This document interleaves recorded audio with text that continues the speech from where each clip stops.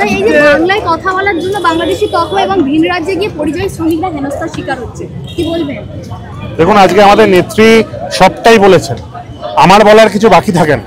আমি শুধুমাত্র আপনাদের বলছি, আজকে নেত্রীর একদিনের ডাকে এই প্রবল বর্ষণের মধ্যে এই হাজার হাজারো লাখো লাখো মানুষের উপস্থিতি প্রমাণ করা যায় যে মমতা বন্দ্যোপাধ্যায়ের ডাক কতটা প্রাসঙ্গিক। আমরা জানি আমাদের বাংলা, আমাদের ভারতবর্ষ সর্বধর্ম সহিষ্ণু বাংলা, সর্বধর্ম সহিষ্ণু ভারতবর্ষ, এবং এই ভারতবর্ষের সংবিধান সব জাতি, সব ধর্ম, সব বর্ণের মানুষের সহাবস্থান দিয়েছে। সেখানে এরা ভিন্ন রাজ্যে বাংলার এবং বাঙালির মানুষজনকে যেভাবে অপমান করছে, তাড়িয়ে দেওয়ার চেষ্টা করছে, এবং এরা বারংবার এদের ভোটার লিস্টেও যে দুর্নীতি দিয়ে আমরা দেখেছি, বাঙালির মানুষজনের নাম তারা কাটছে এবং তারা বহিরাগতদের ঢুকিয়ে তারা ভোটে দিতে চাইছে। এই চক্রান্ত ব্যর্থ করুন। বাংলার মানুষ যথেষ্ট অভিজ্ঞ, বাংলার মানুষ যথেষ্ট জানেন এবং যথেষ্ট তারা পলিটিক্যালি অ্যাওয়্যার। আমি মনে করি বাংলার মানুষই এর জবাব দেবেন। শুভেন্দু অধিকারী বলছেন মুসলিম লীগের সরকার চলছে, এটা 26,000কে উপরে দিয়ে দেওয়া। দেখুন, তিনি পাগল, তিনি মাথা খারাপ, তার কোনো শিক্ষা নেই, তার কোনো রুচি নেই। এরা বিভেদের রাজনীতি করে। আজকে নেত্রী তার বক্তব্যে বারবার বলেছেন এরা বিভেদের রাজনীতি করে। এরা একসময় হিন্দু মুসলিম শিখ হিসাবে বাংলাকে ভাগতে চাইলো, ভারতকে ভাগ করতে চাইলো। এখন হিন্দুর মধ্যে এরা ভাগ করছে, কে মতুয়া, কে রাজবংশী, কে এসসি, কে এসটি, বিভিন্নভাবে। এরা জানে এরা যত বাংলার মানুষ টুকরো টুকরো হবে, এরা এদের কার্যসিদ্ধি করতে পারবে। কিন্তু বাংলার মানুষ এত বোকা নয়। বাংলার মানুষ আগামী দিনে এদের যথাযোগ্য জবাব দেবে। দায়িত্ব নিয়ে বলছে, আগামী দিনে বিজেপি বাংলা থেকে নিঃশেষিত। শুভেন্দু অধিকারী কিন্তু বলা হয় হিন্দুদের কথা বলছে, কিন্তু নতুন রাজ্য সভাপতি হিন্দু মুসলিম সকলকে একত্রে নিয়ে চলার কথা বলছে। তাহলে কি পলিসি চেঞ্জ করছে? দেখুন, এই বিজেপির মধ্যে আসল লড়াই শুভেন্দু নিজেকে এস্টাবলিশ করায়। এই বিজেপির মধ্যে শুভেন্দুর আসল লড়াই সুকান্ত বাবুর সঙ্গে, দিলীপ বাবুর সঙ্গে এবং এখন শ্রমিক বাবুর সঙ্গে। শুভেন্দু বাবু চান তিনি একলা থাকবেন, বাকি কেউ থাকবেন না। ঠিক যে কারণের জন্য তৃণমূল কংগ্রেস সাথে জায়গা করতে পারেনি, এটা মামাটি মানুষের পার্টি। কিন্তু এই বিজেপির মধ্যেও লড়াই চলে গেছে। আর শ্রমিক বাবু তো প্রথমে এসেই এই শুভেন্দু বাবুদের ছবিটাকে মুছে দিয়েছেন। দেখুন, লড়াই তাদের মধ্যেকার লড়াই, আর শুভেন্দু বাবুর লড়াই বিজেপির মধ্যে প্রাসঙ্গিক হওয়ার লড়াই। দায়িত্ব নিয়ে বলছি, আগামী দিনে এই শুভেন্দু বাবুদের বাংলার মানুষ তো বর্জন করেছেই, আগামী দিনে বিজেপি থেকেও এর কোনো গুরুত্ব থাকবে না। দাদা, এককালে ছাত্রনেত্রী রাজন্না হালদার বারংবার অভিযোগ করতে এআই ছবি নিয়ে আপনি কি বলবেন? দেখে আমি জানি না, আমার জানা নেই কোনো কিছু। আমি অনেক ছোট, আমার কাছে এমন কোনো অভিযোগ আসেনি। আমি সেই নিয়ে একদম কথা বলতে চাই, সেটা আপনি তার কাছে জিজ্ঞেস করুন। আমার বিশ্বাস করুন, এই সম্পর্কে কিচ্ছু জানা নেই।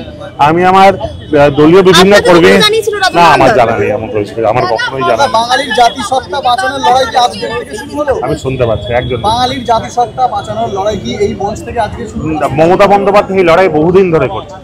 বাংলাকে বাঁচানোর লড়াই, বাংলার প্রত্যেকটি মানুষকে বাঁচানোর লড়াই মমতা বন্দ্যোপাধ্যায় বহুদিন ধরে করছেন, এবং বাংলাকে রক্ষা করার লড়াই। যখনই এই বাংলার প্রতি আঘাত আসবে, মমতা বন্দ্যোপাধ্যায় বিগত দিনেও গর্জে উঠেছেন, আগামী দিনেও গর্জে উঠবেন। এবং আজকে এই হাজারো হাজারো লাখো লাখো মানুষের প্রবল বর্ষণও পা মেলালো, সেটা প্রমাণ করছে বাংলার মানুষ মমতা বন্দ্যোপাধ্যায়ের সঙ্গে আছে। 21শে জুলাইয়ের আগে প্রধানমন্ত্রী দুর্গাপুরে আসবে। 21শে জুলাইয়ের আগে প্রধানমন্ত্রীর সভা দুর্গাপুরে। দেখুন, তিনি তো বাংলার জন্য ডেলি প্যাসেঞ্জারি করেও তার রেজাল্ট লোকসভায় কি হয়েছে দেখেছেন। বিধানসভায় 19-এর লোকসভার পর 21-এর বিধানসভায় কি রেজাল্ট হয়েছিল দেখেছিলেন। 24-এর এই রেজাল্ট হওয়ার পর 26-এ এদের রেজাল্ট কতটা খারাপ হবে সেটা আপনারা বুঝতে পারছেন।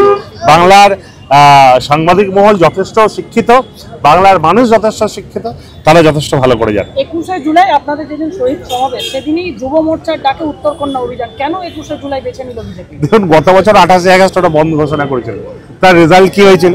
27 তারিখ ওরা নবান্ন অভিযান করেছিল, তার রেজাল্ট কি হয়েছিল? এইসব করে আটকানো যায় না, এদের কোনো গ্রহণযোগ্যতা নেই। এরা ভাবছে আপনাদের ওই মিডিয়া মিলেজ পাওয়ার জন্য এইসব করা। আমি আবারও দায়িত্ব নিয়ে বলছি, বিজেপি গ্রাউন্ড লেভেলে মানুষের সঙ্গে কোনো যোগাযোগ নেই। বিজেপি মিডিয়া কেন্দ্রিক পার্টি। বিজেপি ঠান্ডা ঘরে বসে, এসি ঘরে বসে লেকচার দেয় তাদের পার্টি। তৃণমূল কংগ্রেস মামাটি মানুষের পার্টি, তারা মাটিতে দাঁড়িয়ে মানুষের সঙ্গে থেকে তাদের কাজ করে গেছে, ভবিষ্যৎ হয়ে যাবে। কাশ্মীরে যেতে মানা করছে বিরোধী দলেরা, কি বলবেন?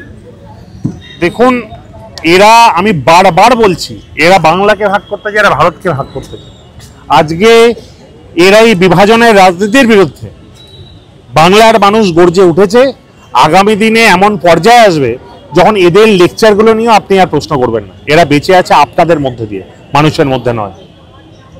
দাদা এসএফআই এবং ডিআইএফআই ইউপিপি বলছে যে ছাত্র সংসদ ভোট করতে পারছে মানে করতে দিচ্ছেন না আপনারা, কারণ ভয় পেয়েছেন তৃণমূল ছাত্র পরিষদ আর থাকবে না প্রত্যেকটা কলেজে। আমি তো আমরা ভয় পেয়েছি বলে এসএফআই এর না সিপিএম এর বড় নেতা আছে যিনি নাকি বড় বড় লেকচার দেন টিভিতে বসে, আমার সঙ্গে একটা ডিবেটে এসেছিলেন। আমি বলেছিলাম তাকে 5টা কলেজের নাম বলো, সায়ন ব্যানার্জির নাম বলো, 5টা কলেজের নাম যেখানে এসএফআই আছে। তিনি মানে বড় বলেছেন 5টা কেন 50টা বলবো বলে তিনি নাম করেছিলেন Victoria college, Jadavpur university, presidency university, Hazra law college এবং ভিক্টোরিয়া কলেজ। এটা শিক্ষিত কলেজ এবং ইউনিভার্সিটি ভাড়া বোঝে না। আর সোনারপুর কলেজে ভিক্টোরিয়া তো অরিজিনালি আছে, বাকি জায়গায় নেই। আরো 2-1টা কলেজে এসএফআই আছে, কিন্তু এদের খোঁজ খবর নেই। মানে এরা নিজেরা উপর থেকে নিচতলাদের কোনো জনসংযোগ নেই।